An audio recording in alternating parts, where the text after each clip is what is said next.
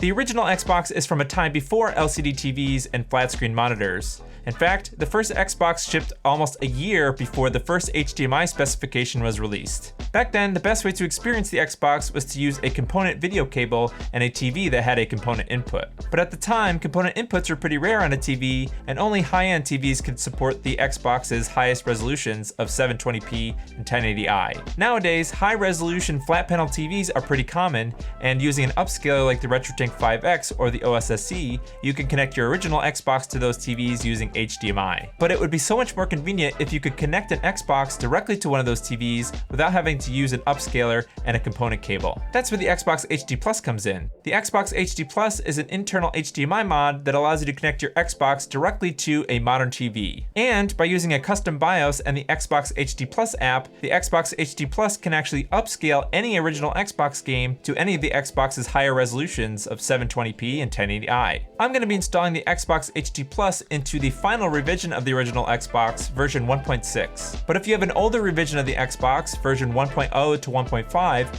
you could check out my Xbox HD Plus video to get some tips for installing your Xbox HD Plus into those older revisions. I recommend taking a look at the official Xbox HD Plus documentation for more information. Anyways, let's jump over to the bench and give this original Xbox the HDMI port that it deserves. The first step of installing the Xbox HD Plus is not actually with the Xbox HD Plus itself, but it's installing the custom BIOS as well as the Xbox HD Plus app. I covered both of those topics as well as how you can open your Xbox in my Open Xenium video, which you can find up here. After that, the next step is to remove both of these heatsinks here. We're trying to make space to get to this encoder down here, so the GPU and CPU heatsinks have to go. Let's try to remove this GPU heatsink first, and maybe we just push down on this little arm here.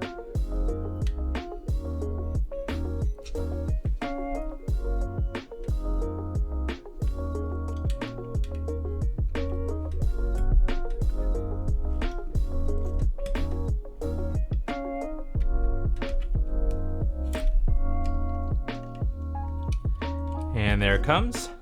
I kind of had to push out with my tweezers as I was pushing down, and then this clip was able to come out on this side. But I think this clip will be a little bit easier. I think you have to pull up on this part and then carefully push down on this end and kind of do the same thing.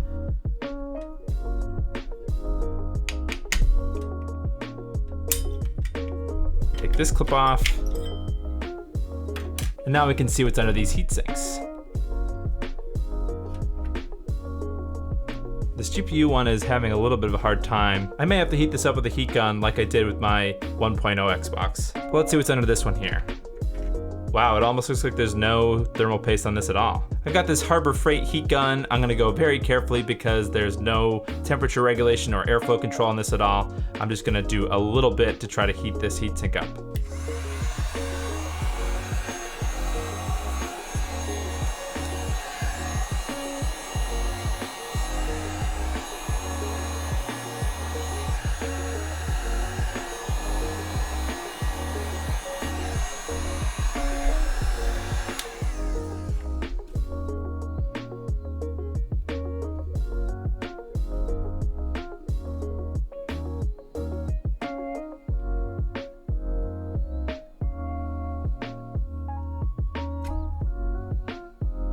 Okay, that didn't take that much heat at all, and that is the weirdest looking thermal paste I've ever seen. Let's see if we have any luck with isopropyl alcohol to get that old thermal paste off.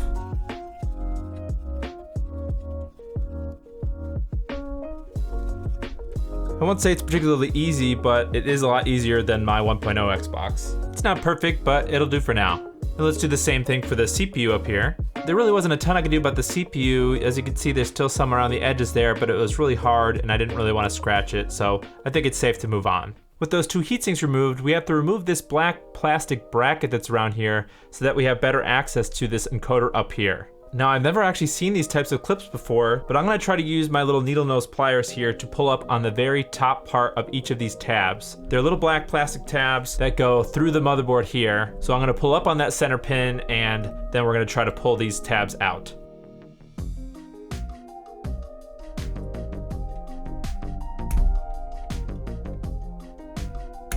The pliers don't seem to be working very well, so we're gonna try the make megahertz method of using our side cutters here to try to get underneath those pins. Just be careful that you don't cut through those pins all the way because they're just plastic.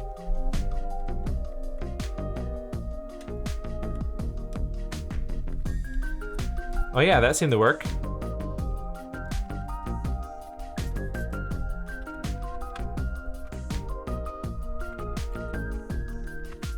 We want all the pins to be sticking as far out as they can go.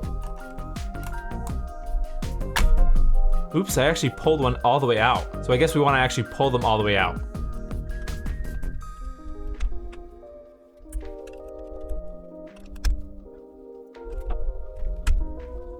Okay, now from the back, we should just be able to push those tabs through the motherboard.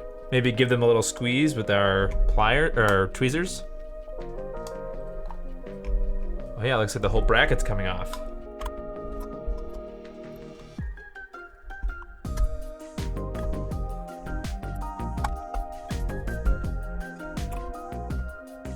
Just like that. While this area of the motherboard is exposed, I'm just gonna go ahead and clean just underneath here because I don't know when the next time I'm gonna get into this console. So I'm gonna clean it with some isopropyl alcohol and just kind of wipe the board and get it clean. Our next order of business is to desolder this AV port up here. On the bottom of the board, there are a ton of pins that I need to desolder. So I'm gonna go ahead and add some fresh solder first, and then I'm gonna use my desoldering gun to desolder this AV port.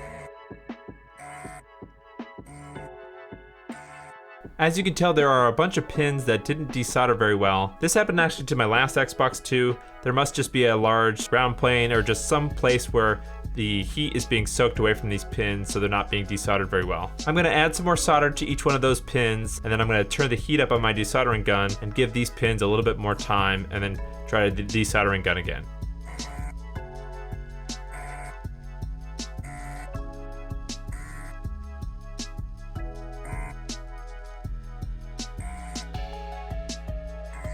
I'm gonna switch gears a little bit and try to desolder these ground pins up here. I actually have a bigger tip for my desoldering gun, so I'm gonna use that to desolder these two pins.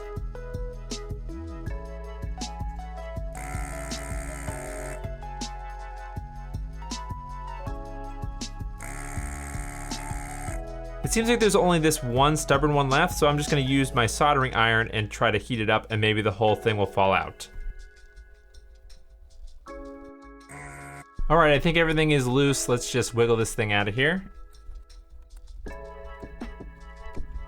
Yay. All right, let's clean this area up and see what we're dealing with.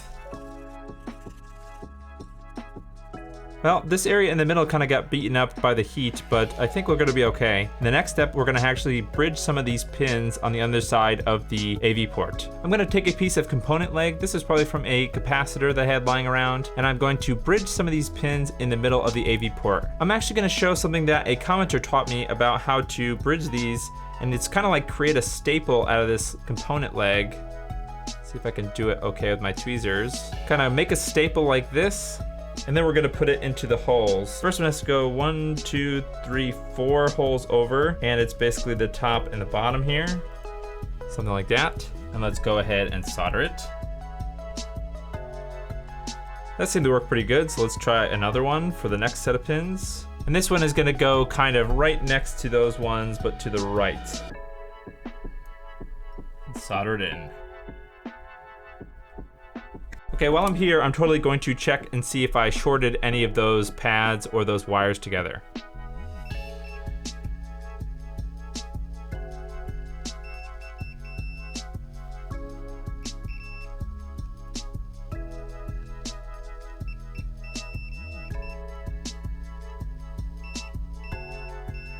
I'll have to check the schematic and see if those pins should be bridged. It's actually okay that those are bridged together because those are all ground pads. But before we move on, we need to cut the other ends of our staples here on the top side of the board. Just gonna take my side cutters and cut them not super flush because we want to be able to remove these if we wanted to.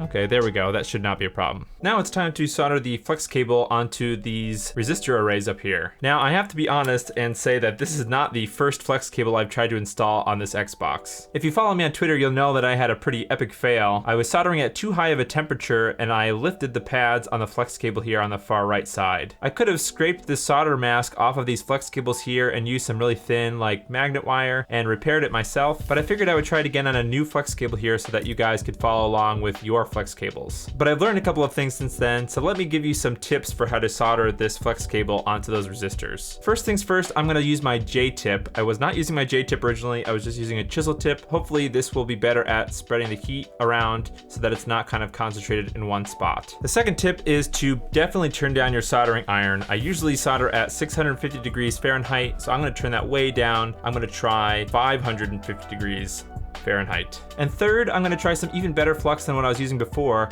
I'm gonna try this Amtech VS213 that actually Make Megahertz sells on his web store. I usually use this liquid flux, but sometimes this just evaporates too quickly and it's not useful when you need to apply heat kind of slowly like we're going to need to do here. First things first, I'm gonna try to get some of this flux onto the resistor array area. Not really sure how much to use, so I'm gonna just apply some here, kind of all along the resistors. I can't really see them, but I think that'll be okay. Next, I'm gonna get a little solder onto my soldering iron. Then I'm gonna move the flex cable into position. I definitely added too much flux, but let's go ahead and tack down this left side here and see how close we are to those resistor arrays.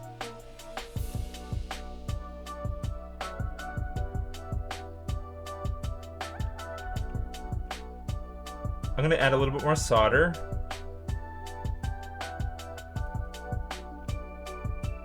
It doesn't have to look perfect yet. Let's go ahead and tack this other side down. Same thing, grab some more solder and go ahead and tack down the right side.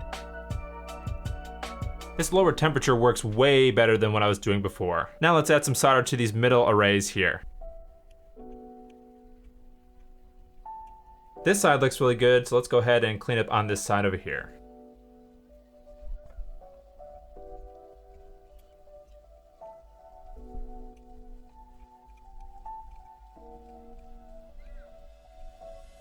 After cleaning off the flux, mine came out something like that. This came out way better than my first attempt. Lower heat helps a lot, and this flux is really awesome. With the flex cable installed, let's go ahead and change our temperature back to a normal 650. And with our chisel tip, we can go ahead and solder to this capacitor here on the flex cable. Next, let's go ahead and grab our bunch of wires here. We're gonna need to solder those wires on various places around the board so we can wire up the actual Xbox HD Mod itself. So let's start with 5 volts, which is this via in the top left corner of the AV port. And that's gonna be this orange. Well, it's kind of a red looking wire. Go ahead and tin the wire and the point on the board. And then we need to solder this wire going off to the right of the AV port. So I'm gonna change mine sideways here to hold it better, and then go ahead and solder that wire. Next is the SPDIF wire, which uses this orange wire. The SPDIF wire is gonna get soldered 2 vias diagonally down, so this one right there. Go ahead and tin the via, and go ahead and solder that wire. Again, going off to the right. And then the black or ground wire is gonna get soldered to the bottom side of this capacitor right here. We're gonna go ahead and tin the bottom side of the cap, and then solder that ground wire. Now we're gonna go ahead and grab our pair of wires here, and that's gonna get soldered to this chip right here. SDA is on the top right, and SCL is right next to it on the left. And now we can go ahead and solder the wires to that chip.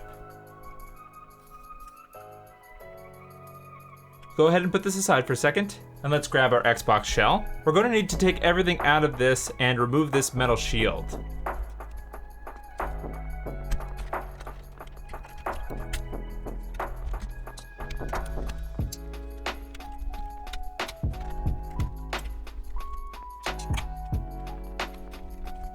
This is actually kind of a pain in the butt, so just take your time and remember where all these little screws went.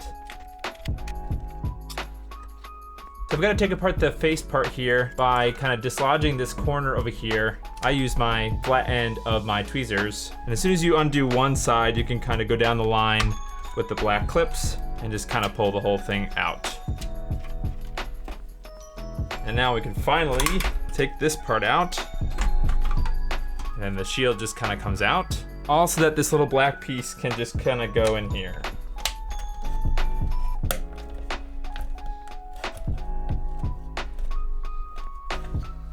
Just like that. I went ahead and put the shield and all these other little things back in the case, but let's put this aside now. It's time to finish up the motherboard here for putting back into the case. We've got to add our black bracket back. Well, that's fun to say. Before we put the center pegs in, let's go ahead and push these black rings back through. Make sure they're down all the way. And now we can add our little black pegs back. Put the bracket back in. I think it's okay to put this into the case now and put the heat sinks on afterwards. Let's grab our case. Carefully put this in here. I'm not gonna screw the motherboard into the case yet. I wanna test out the Xbox HD mod first. Go ahead and take this little black 3D printed piece, and we're gonna put it down here near the AV port, or where the AV port was. And then we're gonna put the HDMI port into the bracket that we just added. And using these long silver screws, go ahead and screw it down.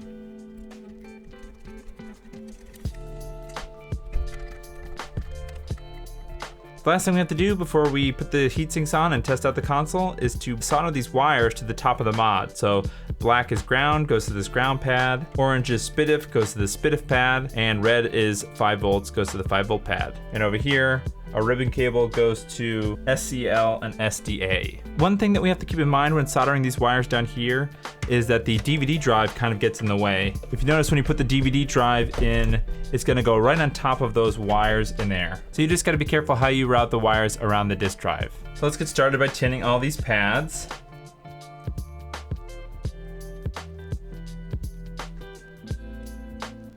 Let's start with the SPDIF wire. Go ahead and cut it and solder it onto the SPDIF pad. And we'll do the same thing with the 5 volts. And last on this side is ground.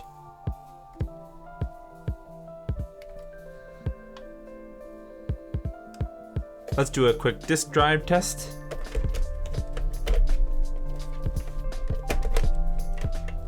Pretty good. And finally, SCL and SDA.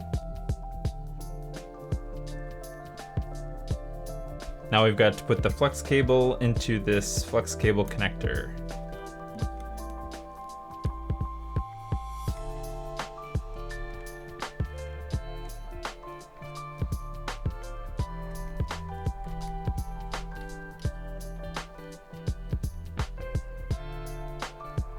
With the wiring for the mod done, let's go ahead and add some thermal paste to the CPU and GPU. I've got some Arctic MX4. This should be fine enough for this. I'm not really sure how much to use. I watched a video where they just kind of put a big X on the top, so that's what I'm gonna do.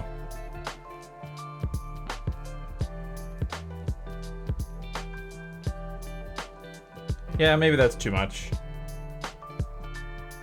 That should be fine. I read somewhere that the Xbox doesn't have like a thermal probe or anything, so I think more is better than less. Go ahead and put the clean heatsink back on. All right, then we hook this doohickey back on here.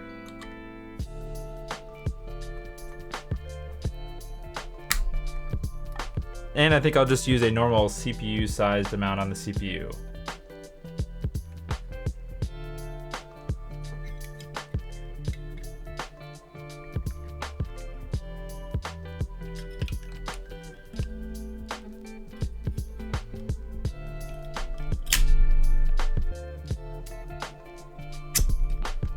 Okay, that was really annoying, but I got that clip on there. All right, moment of truth. I'm gonna put the disk drive back in and the hard drive and go give it a test boot. I've got some good news and I've got some bad news. The good news is the mod worked fine and I'm able to boot into the dashboard using my HDMI cable. Also, I was able to figure out why the Xbox HD app never showed up in the Unleashed X applications folder. In my Open Xenium video, I put the Xbox HD folder into the C drive of the Xbox. However, I should have made an apps folder inside of the E drive and then put the Xbox HD folder inside of there. Now, after restarting the Xbox HD app is under the applications folder. Let's go ahead and fire that up. If you look in the Xbox HD app here, you can see that our mod was detected and the firmware version is shown there. However, now it's time for some bad news. If I go ahead and switch the output resolution to 720p, which should trigger the upscaling that the Xbox HD app is supposed to enable, currently there are a couple of bugs in this 720p output resolution mode. It's converting 4:3 to, I believe, 16:9 widescreen.